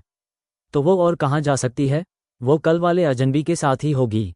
चूंकि वो आदमी बहुत साधारण कपड़े पहने हुए था और युवती ने अपना बटुआ नहीं लिया, तो वह किसी साधारण रिहायशी इलाके में ही रहती होगी। जब अनिकेत यह सोच रहा था, कार तेजी से घूमी और एक साधारण आवासीय क्षेत्र की ओर तेजी से चल दी। विवान और आयुषी ने अपने घर से थोड़ी दूरी पर एक छोटा सा नाश्ता रेस्तरां देखा। बात बस इतनी सी थी कि वे दोनों सुबह जल्दी उठ गए और सुबह की भीड़ भाड़ से बच गए। साधारण रिहायशी इलाकों में रहने वाले दफ्तरों में काम करने वाले लोग साधारण नाश्ता खरीदने के लिए कतार में खड़े थे। विवान और आयुषी भी लाइन में इंतजार कर रहे थे। मिस्टर ली, मुझसे किया अपना वादा मत तोड़ो, आयुषी ने मुस्कुराते हुए कहा और पीछे से अपनी पतली उंगलियों से विवान की रीढ़ को सहलाया। विवान ने अपना सिर घुमाया और कहा, क्या आपको लगता है कि मैं आपके जैसा हूं? एक वयस्क व्यक्ति के शब्द उसके बंधन होते हैं, लेकिन मैं उस तरह का व्यक्ति नहीं हूं। हे, यह अच्छा है, आयुषी मुस्कुराई। आयुषी, जो नाश्ता खरीदने के लिए लाइन में इंतजार कर रही थी, ने लापरवाही से देखा कि दो कारें धीरे धीरे साधारण आवासीय क्षेत्र की ओर जा रही थीं। वो बहुत परिचित लग रहा है, आयुषी ने उदास होकर कहा। फिर और करीब से देखने पर उसने देखा कि कार के पास ही एक आदमी सूट पहने हुए खड़ा था और आसपास के लोगों से पूछ रहा था। वो तुरंत चिल्लाया, आह! विवान, जिसने अभी अभी नाश्ता खरीदा था, चौंक गया। तुम क्या कर रहे हो? क्या तुम पागल हो? तुम किस बात पर चिल्ला रहे हो? पास में काम कर रहे युवा लोग भी इस खूबसूरत महिला को देखने के लिए अपना सिर घुमाने लगे। और आयुषी के बारे में क्या? विवान को समझाने का समय नहीं था। उसने अपना हाथ बढ़ाया और विवान की बांह पकड़ ली और भागने लगा। जल्दी करो, वे हमारा पीछा कर रहे हैं। क्या? विवान, जो उदास महसूस कर रहा था, उसने जो कुछ हो रहा था उस पर कोई प्रतिक्रिया नहीं दी थी जब उसे अचानक आयुषी ने एक तरफ खींच लिया था। आयुषी भागते हुए पीछे मुड़कर देखने लगी, मानो कोई बुरा आदमी उसका पीछा कर रहा हो। आयुषी और अन्य लोगों के भागने के बाद जो दो कारें उनके बहुत करीब थीं और सूट पहने वह आदमी जो कार के पास लोगों से सवाल पूछ रहा था, उन्होंने अचानक आयुषी को देखा। वहाँ युवती वहाँ पर है। सूट पहने वो व्यक्ति जो प्रश्न पूछ रहा था पलटा और आयुषी तथा अन्य लोगों का पीछा करने लगा। इस समय दो कारें, एक आगे और एक पीछे, ने एक्सीलेटर दबाया और तेजी से आगे बढ़ गईं। विवान को अभी तक समझ नहीं आया कि क्या हो रहा है। उसे आयुषी खींच रही थी और उसने अपना सिर घुमाकर देखा। वो तब दंग रह गया जब उसने देखा कि दो कारें पीछे से तेजी से उसका पीछा कर रही हैं। क्या ये वही लोग हो सकते हैं जो कल आयुषी का पीछा कर रहे थे? क्या बात है? विवान ने आयुषी द्वारा खींचे जाने पर पूछा। आयुषी के पास उसे समझाने का समय नहीं था।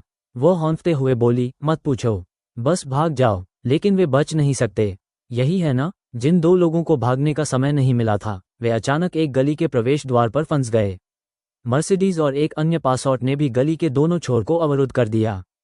इस समय आयुषी अचानक उदास हो गई और विवान ने भी पलकें झपकाईं और कार से बाहर निकले सूट पहने लोगों को देखा। उसने तुरंत अपने आप से सोचा कि कुछ गड़बड़ है। ये लोग वास्तव में वही समूह थे जिन्होंने कल आयुषी को गिरफ्तार किया था। मुझे उम्मीद नहीं थी कि वे उनका पीछा यहाँ तक करेंगे। आयुषी कहाँ है? मैं बहुत उदास था और मन ही मन धिक्कार रहा था कि इन शापित अंगरक्षकों ने मुझे इतनी जल्दी ढूंढ लिया। विवान के पीछे छिपकर उसने विवान से फुसफुसाकर कहा, तुम्हें मेरी रक्षा करनी होगी। चिंता मत करो, विवान ने बहादुरी से कहा। वह वास्तव में यह नहीं समझ पाया कि ये लोग कौन थे, नहीं वो ये समझ पाया कि उसके पीछे आयुषी की पहचान क्या थी। सूट पहने कई आदमी एक के बाद एक कार से उतरे और धीरे धीरे उनकी ओर बढ़े। भाई अनिकेत, सबसे बड़ी महिला वहां है, कल से सूट पहने आदमी ने विवान के पीछे आयुषी की ओर इशारा करते हुए कहा।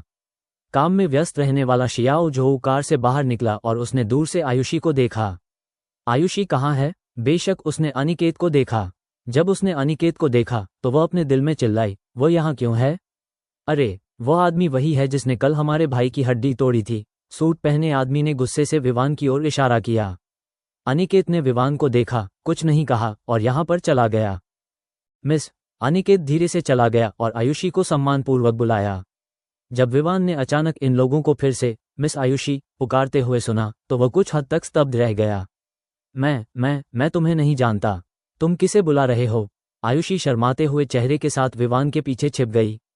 मैं आपको बता दूं, मेरे साथ एक कुशल अंगरक्षक है। यदि आप नहीं चाहते कि आपको पीटा जाए तो अभी मुझसे दूर चले जाए, आयुषी ने कहा। आयुषी को लगा कि विवान ने कल बिना कुछ किए उसके पिता द्वारा भेजे गए अंगरक्षक की हड्डी तोड़ दी है। यह वाकई एक अद्भुत कौशल होगा, इसलिए उसने अब अपनी सारी उम्मीदें विवान पर लगा दी हैं। और विवान के बारे में क्या? उसे समझ में नहीं आ रहा था कि इस समय क्या हो रहा है और उसने सोचा कि ये लोग वास्तव में आयुषी को परेशान करना चाहते हैं। उसने तुरंत एक कदम आगे बढ़ाया, मानो वो वास्तव में आयुषी की रक्षा करना चाहता था। अनिकेत ने थोड़ा भौहें सिकोड़ी और मुस्कुराते हुए कहा, मिस, आप कल रात घर नहीं गईं। मिस्टर गुप्ता पूरी रात चिंतित रहे, इसलिए मिस्टर गुप्ता ने हमें सुबह जल्दी आकर आपको खोजने के लिए कहा। मिस, इसलिए हम आशा करते हैं कि आप हमारे साथ वापस जा सकेंगी। अनिकेत को ये कहते हुए सुनकर आयुषी ने शर्मिंदा चेहरे के साथ कहा, आप किससे बात कर रहे हैं? मैं आपको नहीं जानता। क्या मुझे तुम्हारा कुछ पैसा नहीं देना है? क्या तुम्हें इतनी बेशर्मी से मेरा पीछा करना जरूरी है? सच में, आयुषी ने नाटकीय अंदाज में कहा। अनिकेत और सूट पहने कई पुरुषों ने जब ये शब्द सुने तो वे उदास हो गए। विवान, ये सभी लोग बुरे लोग हैं, इनमें से कोई भी अच्छा नहीं है। मुझे पहले छिपना होगा और तुम उनसे निपटो। हे, आयुषी ने भागने की तैयारी करते हुए कहा। विवान ने इसके बारे में सोचा और कहा, ठीक है मिस। अनिकेत आगे चला गया। विवान तुरंत आगे बढ़ा और अनिकेत के सामने खड़ा हो गया। दूसरा व्यक्ति जिसने कल अपनी आंखों से देखा था कि विवान ने बिना किसी हमले के अपने साथी की हड्डियां तोड़ दी, खुद को पीछे हटने से नहीं रोक सका और सावधानी से वहां खड़ा हो गया। वो इस आदमी से थोड़ा डर गया था। मेरे दोस्त, ये हमारा पारिवारिक मामला है, मुझे उम्मीद है कि आप इसमें हस्तक्षेप नहीं करेंगे। अनिकेत, जो विवान के सामने खड़ा था, उसे देखा और धीरे से बोला। विवान को समझ में नहीं आया और उसने कहा, पारिवारिक मामला क्या है? क्या ये सिर्फ इतना नहीं है कि वह आपसे कुछ पैसे उधार लेना चाहती है? क्या इतना आक्रामक होना जरूरी है? मैं उसका बकाया पैसा वापस कर दूंगा। क्या ये ठीक है? बेशक, अनिकेत को समझ में नहीं आया कि विवान क्या कह रहा था। उसने धीरे से अपने सुनहरे फ्रेम वाले चश्मे को ठीक किया और कहा, दोस्त, मैं फिर से कहता हूँ, हम आज अपनी सबसे बड़ी महिला को लेने आए हैं। कृपया दूसरों के काम में दखल ना दें। नाटक करना बंद करो। क्या तुमने नहीं देखा कि उसने कहा कि वह तुम्हें नहीं जानती? विवान ने आयुषी की ओर देखते हुए कहा। आयुषी ने विवान की ओर जोर से सिर हिलाया, उसे ऐसे देखा जैसे वह कोई हीरो हो। भाई अनिकेत, ये बच्चा बस मुसीबत ढूंढ रहा है। उसके बगल में सूट पहने हुए आदमी, जो कल विवान को घूर रहा था, ने कठोरता से कहा। अनिकेत भी इस समय थोड़ा नाखुश था। मैंने ये स्पष्ट कर दिया है, यदि आप रास्ते से नहीं हटते हैं तो मुझे असभ्य होने का दोष न दें। अनिकेत ने अपने ठंडे शब्द समाप्त करने के बाद वह सीधे आगे चला गया। विवान कहाँ है? बेशक, वो इन अजनबियों को आयुषी को परेशान करने की इजाजत नहीं दे सकता था। हालांकि उसका आयुषी से कोई लेना देना नहीं था, लेकिन अगर कोई आदमी किसी लड़की को दूसरे मर्दों द्वारा परेशान होते देखे तो वह क्या करेगा? कौन आगे बढ़कर मदद नहीं करेगा? इसलिए वह इसे रोकने के लिए आगे बढ़ा। किसी को भी उसे धमकाने की अनुमति नहीं है। जब उसके शरीर ने अचानक उसे रोक दिया तो अनिकेत की आंखें अचानक बेहद ठंडी हो गईं। हालांकि वे चश्मे की एक परत से ढकी हुई थीं, फिर भी वे बेहद तेज थीं। वो सफ़ेद हाथ अचानक आगे बढ़ा और विवान के कंधे तक पहुंच गया। इससे पहले कि विवान कुछ प्रतिक्रिया कर पाता, अनिकेत ने उसका कंधा पकड़ लिया। तभी अनिकेत ने अचानक अपने हाथ से खींचा और उत्पन्न जड़ता ने विवान को अपना संतुलन खो दिया और वह लड़खड़ा कर जमीन पर जोर से गिर गया। अनिकेत ने विवान की ओर देखा तक नहीं और सीधे आयुषी की ओर चल दिया। और आयुषी के बारे में क्या? वो पूरी तरह से स्तब्ध था। उसने सोचा था कि विवान मास्टर सभी को मार सकता है और अपने पिता द्वारा भेजे गए सभी लोगों को एक एक करके हरा सकता है, लेकिन उसने उम्मीद नहीं की थी कि परिणाम ऐसा होगा। ये कैसे हो सकता है? आयुषी ने अपना मुंह चौड़ा करके जमीन पर पड़े विवान को देखते हुए कहा। और विवान के बारे में क्या? उन्होंने ये भी उम्मीद नहीं की थी कि चश्मा पहने और सौम्य तथा सुसंस्कृत दिखने वाला यह व्यक्ति वास्तव में इतनी तेजी से और तीखे ढंग से हमला कर सकता है, इतनी तेजी से कि वो पूरी तरह से तैयार नहीं थे। वह जानता था कि आज वह निश्चित रूप से दूसरे व्यक्ति के मुकाबले में नहीं है, लेकिन फिर भी वह हठपूर्वक ऊपर चढ़ गया। उसे मत छुओ। दहाड़ते हुए विवान अपनी मुट्ठी ऊपर उठाए फिर से आगे बढ़ा। विवान पहले भी हिंगना में लड़ चुका था, इसलिए उसे पूरा भरोसा था कि वह इस बार चश्मा पहने जियाओ जो ऊपर पीछे से हमला कर सकता है। लेकिन उसने जो उम्मीद नहीं की थी वह ये था कि जैसे ही वह आगे बढ़ा और उसकी मुट्ठी अनिकेत पर नहीं पड़ी, अनिकेत ने अपना सिर भी नहीं घुमाया बल्कि अपने शरीर को थोड़ा झुकाया, अपने पैरों को थोड़ा हिलाया और सीधे अपने दाहिने हाथ से विवान की मुट्ठी पकड़ ली और फिर विवान को एक सुंदर कंधे फेंक दिया, जिससे विवान फिर से जोर से जमीन पर गिर गया। विवान के मुंह से एक दबी हुई कराह निकली। उनके बगल में खड़े सूट पहने पुरुष थोड़ा स्तब्ध रह गए और फिर उनकी आंखों में व्यंग्य की झलक दिखी। क्या यह उस युवती द्वारा नियुक्त अंगरक्षक है? क्या बकवास है। सूट पहने हुए वो आदमी जिसने विवान को बिना मुक्का मारे अपने साथी की हड्डियां तोड़ते देखा था, इस पल और भी ज्यादा हैरान हो गया था। उसने सोचा था कि यह आदमी भाई अनिकेत से फिर से लड़ सकता है, लेकिन कौन सोच सकता था कि वह बिल्कुल भी प्रशिक्षित व्यक्ति नहीं लग रहा था। चाहे उसकी हरकतों से या उसके कौशल से, वह बस एक शौकिया था, जैसे कि वो सड़क के गुंडों से लड़ रहा हो। वो सोचे बिना नहीं रह सका कि कल क्या हुआ था। आयुषी भी दंग रह गई। उसे उम्मीद नहीं थी कि विवान अनिकेत को बिल्कुल भी नहीं हरा पाएगा। विवान कैसे जीत सकता है? अनिकेत कौन है? गुप्ता कॉर्पोरेशन के अध्यक्ष का निजी अंगरक्षक। जब गुप्ता कॉर्पोरेशन अतीत में उतार चढ़ाव से गुजर रहा था तो कई लोग सोहन गुप्ता की हत्या करना चाहते थे, लेकिन दुर्भाग्य से वे सभी अंत में अनिकेत के हाथों मारे गए। मुंबई शहर के संघों में सबसे लोकप्रिय कहानी यह है कि एक बार अनिकेत ने अपने नंगे हाथों से 20 से ज्यादा लोगों के खिलाफ चाकू से लड़ाई की थी और खूनी संघर्ष किया था। तब से हताश सबुरो उपनाम संघों में बहुत मशहूर हो गया है। अब विवान, जो अभी अभी हिंगना से मुंबई शहर आया था, उसका प्रतिद्वंद्वी कैसे हो सकता था? तुम मेरे लिए कोई मुकाबला नहीं हो। अनिकेत ने जमीन पर पड़े विवान को देखा और धीरे से बोला। उनके शब्दों में कोई व्यंग्य नहीं था, केवल सत्य था। लेकिन विवान के बारे में क्या? वो हमेशा से ही हार मानने से इनकार करने वाला व्यक्ति रहा है। इस समय वह जमीन से उठने के लिए संघर्ष कर रहा था, झुका हुआ, पीला चेहरा लिए हुए और दांत पीसते हुए बोला, मैंने कहा था उसे चोट मत पहुंचाओ। अगर आज किसी ने उसे छूने की हिम्मत की तो मैं तुमसे लड़ूंगा, भले ही मेरी जान चली जाए। विवान की बात सुनकर अनिकेत ने थोड़ा सा मुंह सिकोड़ा। इससे पहले कि अनिकेत कुछ कह पाता, विवान ने उस पर फिर से हमला कर दिया और इस बार वह वास्तव में मौत तक लड़ना चाहता था। बेशक अनिकेत देख सकता था कि विवान ने पहले कभी मार्शल आर्ट का अभ्यास नहीं किया था और वह उसका मुकाबला नहीं कर सकता था, इसलिए उसने इसे बहुत गंभीरता से नहीं लिया। उसने थोड़ा सा चकमा दिया और विवान को पकड़ने के लिए अपने दाहिने हाथ का इस्तेमाल किया। लेकिन जब उसकी कलाई ने अचानक विवान की बाँह पकड़ ली तो कुछ अप्रत्याशित हुआ। विवान को नहीं पता था कि क्या हो रहा था। उसने अभी अभी अपनी पूरी कोशिश की और पिछली रात स्वर्गीय कीमिया की किताब पढ़ने से उसके पेट में जो ऊर्जा जमा हो गई थी वह अचानक फट गई और उसके शरीर से बाहर निकल गई।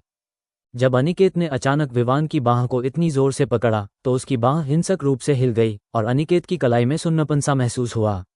अनिकेत का चेहरा अचानक बदल गया और उसने जल्दी से अपना हाथ छोड़ दिया।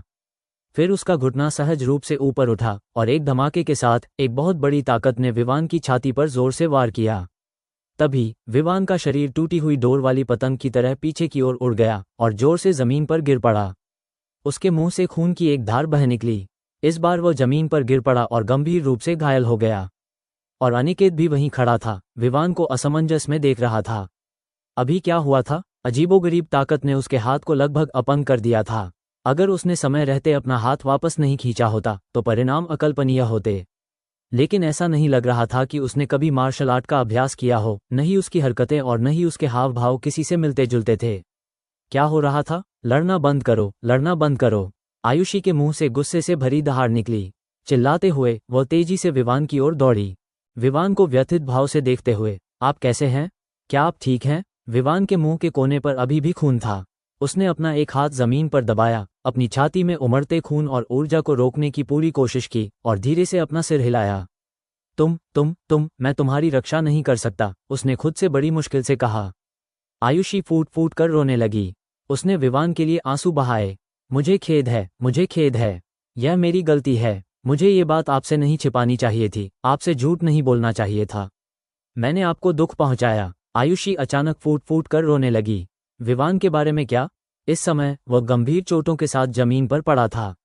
जब उसने आयुषी के शब्द सुने तो वह दंग रह गया। तुमने मुझसे झूठ बोला? आयुषी ने रोते हुए सिर हिलाया। खैर, मैं गलत था।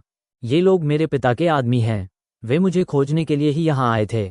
मुझे लगा कि तुम उनसे लड़कर उन्हें हरा सकती हो, लेकिन मुझे उम्मीद नहीं थी कि तुम्हें चोट लगेगी। आयुषी ने माफी मांगी। आयुषी की यह बात सुनकर विवान का दिल टूट गया। पता चला कि इतनी सारी बातों के बाद ये लड़की फिर से उसके साथ चालें चल रही थी। वो पहले से ही क्रोधित था और अपना गुस्सा रोक नहीं सका और उसके मुंह से खून बहने लगा। उसने अपने सामने खड़ी आयुषी को लाल आंखों से घूरते हुए कहा, चले जाओ। अब से मेरे सामने दोबारा मत आना, बाहर निकल जाओ। ये दहाड़ पूरी दुनिया में गूंज उठी और आयुषी चौंक गई। तुम्हारी हिम्मत कैसे हुई हमारी जवान औरत के साथ ऐसा व्यवहार करने की? जब अंगरक्षकों ने देखा कि विवान ने गुप्ता समूह की बेटी को बाहर निकलो शब्द कहने की हिम्मत की है, तो वे तुरंत कार्रवाई करना चाहते थे, लेकिन अनिकेत ने रोक दिया। आयुषी धीरे से खड़ी हुई और अपने हाथों से अपने आंसू पोंछे। और विवान के बारे में क्या? उसने उसकी तरफ देखा तक नहीं। उसका दिल अब नफरत से भर गया था, अंतहीन नफरत से। उसे यकीन नहीं हो रहा था कि उसने उसकी मदद करने की पूरी कोशिश की, लेकिन पता चला कि वह उसके साथ चाल चल रही थी। यद्यपि मैं एक गरीब व्यक्ति हूँ जिसके पास कुछ भी नहीं है, फिर भी कम से कम मेरे पास अभी भी सम्मान और एक लाभ है। ये सोचकर विवान और अधिक क्रोधित हो गया। और आयुषी के बारे में क्या? विवान ने उसे डांटा और वह एक शब्द भी बोलने की हिम्मत नहीं जुटा पाया। वह केवल धीरे धीरे पीछे हट सकता था। मिस, अनिकेत ने आयुषी के पीछे से पुकारा। आयुषी ने अपना सिर घुमाया और कोइजुमी को घूरकर देखा, फिर मुड़कर कार की ओर चल दी। जब यहाँ के अंगरक्षकों ने देखा कि युवती घर जा रही है, तो वे सभी विवान की ओर देखे बिना ही उसके पीछे चले गए। केवल अनिकेत ने विवान की ओर देखा। कोई बात नहीं, मुझे आपको धन्यवाद देना है और आपकी चोट के लिए माफी मांगनी है। ये कहने के बाद अनिकेत मुड़ा और कार की ओर चल दिया। विवान अपने मुंह के कोने पर खून के साथ अकेला रह गया, इन अमीर लोगों को देख रहा था और गाड़ी चलाकर चला गया। विवान 10 मिनट से ज्यादा समय तक जमीन पर लेटा रहा, फिर धीरे धीरे उसका गुस्सा शांत हुआ। वह ठंडी दीवार के सहारे खड़ा हुआ, उस कार को देख रहा था जो पहले ही गायब हो चुकी थी, और खुद पर हंसा। अमीर लोग, तो ये है अमीर लोगों का खेल। इतना कहकर वह धीरे धीरे दीवार पकड़कर अपने किराए के मकान की ओर चल पड़ा। उसके कदम अस्थिर थे, मानो वह किसी भी क्षण गिर जाएगा। अनिकेत ने जो झटका दिया था वह हल्का नहीं था, और अब विवान बस इसे सहन करने की पूरी कोशिश कर रहा था। विवान धीरे धीरे छठी मंजिल पर चढ़ गया। उसका चेहरा एक मृत व्यक्ति की तरह पीला पड़ गया था और वह सोफे पर धड़ाम से गिर गया। विवान को केवल अपने सीने में जलन महसूस हुई। जब उसने अपने कपड़े खोले तो देखा कि उसकी छाती नीली पड़ गई थी और आसपास का हिस्सा थोड़ा सूजा हुआ था। अरे, उस आदमी की पकड़ बहुत मजबूत है, विवान ने मन ही मन कोसा। सोफे पर लेटा हुआ, अकेला और अवाक। अब वो इस अजनबी शहर में है, बिना किसी रिश्तेदार या दोस्त के। उसे यहाँ आए हुए सिर्फ 1 दिन हुआ है और उसे इतनी गंभीर चोट लग गई है। घर किराए पर देने के बाद बचे सिर्फ 200-300 रुपये का वह क्या करे? उदास मुस्कान के साथ विवान सोफे पर लेट गया। उसने न तो शिकायत की और न ही दूसरों को दोष दिया। उसे बस खुद से नफरत थी कि उसने उस व्यक्ति के बारे में गलत राय बनाई थी। वह तो बचपन से ही अनाथ था, तो उसे शिकायत किस बात की हो सकती थी? चूंकि ईश्वर ने मेरे साथ इतना अन्याय किया है, इसलिए मैं सब कुछ वापस लेने की शपथ लेता हूँ। मन में ऐसे चरम विचार रखते हुए विवान धीरे से बिस्तर पर लेट गया।